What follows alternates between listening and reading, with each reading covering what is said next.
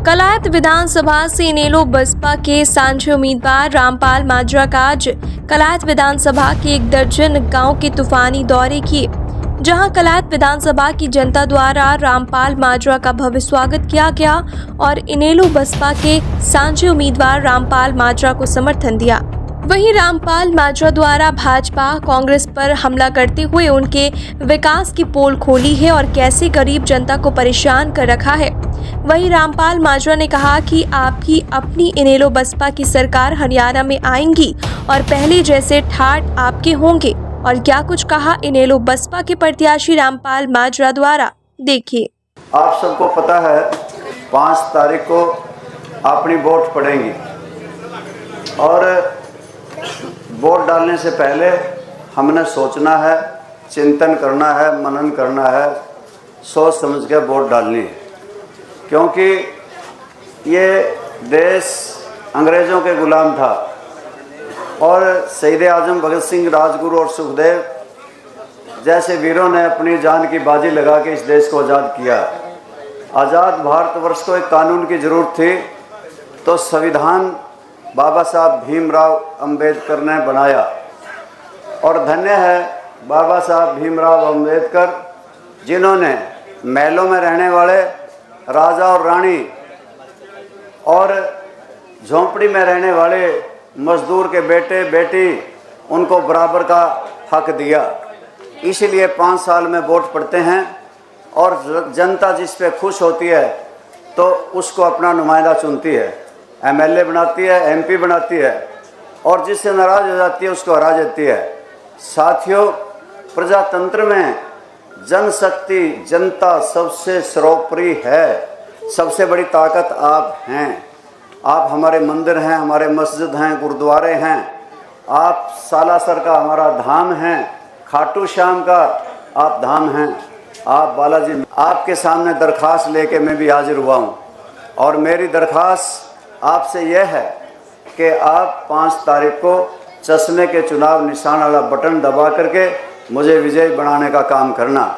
साथियों, इसलिए कि मैं और मेरे साथी, इनमें से राजनेताओं ने किसी ने दर्शन नहीं दिखाए, परंतु मैंने, चाहे मुझे पता लग गया गांव में किसी के घर भी दुख है तो मैं दौड़ा आया और हौसला बढ़ाया। अगर मुझे ब्याह की चिट्ठी मिली, 10 उठन पे मुझे बुलाया गया, कोई मुहूर्त पे बुलाया गया, कोई भी ऐसा शुभ अवसर पे मुझे बुलाया गया तो मैं दौड़ा आया और आज एक पहचान हरियाणा प्रदेश में बनी कि रामपाल दुख सुख का साथी है। शायद आपके भी यहाँ पे इस बात की चर्चा होती होगी। ये बात सही है कि मैं वैसे ही कह रहा हूँ? अगर ये सही है कि मैं लगातार आपके बीच में रहा हूँ तो ये भी फिर आप भी मेरी दरख्वास्त पर गौर करो, क्योंकि चुनाव छोटा नहीं होता, इसमें सबके साथ और सहयोग की ज़रूरत होती है। आप हाथ उठाकर ये कहो कि हम भी आज, जैसा तू दुख सुख का साथी है, हम भी तेरे दुख सुख में आज साथ हैं। और मैं आज ही इस बात को कह के जा रहा हूँ और हाथ उठा के जा रहा हूँ कि मैं हारूं या जीतूं, परंतु मैं आपके दुख सुख में आगे भी इसी प्रकार से तय जिंदगी आपके साथ बना रहूँगा। साथियों, ये दौर है चुनाव का, इसलिए आप आज ही रात को, दिन में अपने फ़ोन पे अपने रिश्तेदार, मित्र, प्यारों, जान पहचान में टेलीफोन करना कि हमें गठबंधन की वोट देनी है। यहाँ पे हमारा चुनाव निशान चश्मे का है, पुंडरी में निशान हाथी का है और हमारा कैथल में चुनाव निशान हाथी का है, उचाने में चश्मा है, नरवाने में चश्मा है। इसलिए आप जहाँ भी हमारे उम्मीदवार खड़े हैं उनकी मदद करना। भारतीय जनता पार्टी का राज देखा, उसके बारे में लंबा चौड़ा अगर भाषण दूंगा तो रात हो जाएगी कि किस प्रकार से किसानों से वादा किया, धोखा किया कि तुम्हारी आमदनी 2022 में दुगनी कर देंगे, स्वामीनाथन योग की रिपोर्ट लागू कर देंगे, एमएसपी का कानून बना देंगे, कहा था ट्यूबवेल के कनेक्शनों का सरलीकरण कर देंगे और भारतीय जनता पार्टी ने लोगों से वादा किया था कि 15 लाख रुपये हर के खाते में पहुंचा देंगे, परंतु टका सा जवाब दे दिया।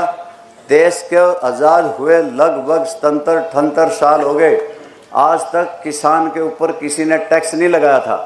पहली बार खाद पे टैक्स लगा, कृषि यंत्रों पे, हैरों पे, कल्टीवेटर पे, ट्रैक्टर पे 18% का GST लगा दिया। और इतना ही नहीं, 3 काले कानून थोपे, जिसकी वजह से किसान आंदोलित हुए। बच्चे, बूढ़े और जवान दिल्ली में 380 दिन तक बैठे रहे। 750 से ज़्यादा किसानों की जानें गई और वो किसान इनके दर्द को भूल नहीं सकते। नौजवानों के साथ क्या किया कि बेरोज़गारी बढ़ाई और बेरोज़गारी की चक्की में नौजवान पिसता रहा।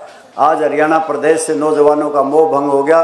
7 समुद्र पार जाके अमेरिका, इंग्लैंड और कनाडा जैसे देशों में अपनी नौकरी पाने के आतुर हैं। बहुत से गांव तो खाली हो गए, सारे नौजवान चले गए। इसलिए हम पे तो ले दे के एक फौज थी, उसको भी ठेके पे दे दिया। 4 साल में के लिए अग्निवीर भर्ती होंगे, उन्हें ना पेंशन मिलेगी, ना उन्हें रिटायर होने पे कैंटीन में सामान मिलेगा और ना ही किसी प्रकार की सुख सुविधाएं मिलेंगी। मैं ज़्यादा ना कहते हुए मेरे साथियों, मैं तो आपको इस बात के लिए लाना चाहता हूँ, आखिर हमें वोट क्यों दें? इसलिए दें, अगर आप चश्मे का चुनाव निशान वाला बटन दबाओगे तो अब की बार ये बुढ़ापा पेंशन जो 3000 रुपये है, इसको हम 7500 रुपये यानी कि 7500 रुपये करने का काम करेंगे। हम 2 लाख नौजवानों को नौकरी देंगे जो पद खाली पड़े हैं। अगर कोई पद पाने में नाकामयाब रहा, उसे 21,000 रुपये हम बेरोज़गारी भत्ता देंगे।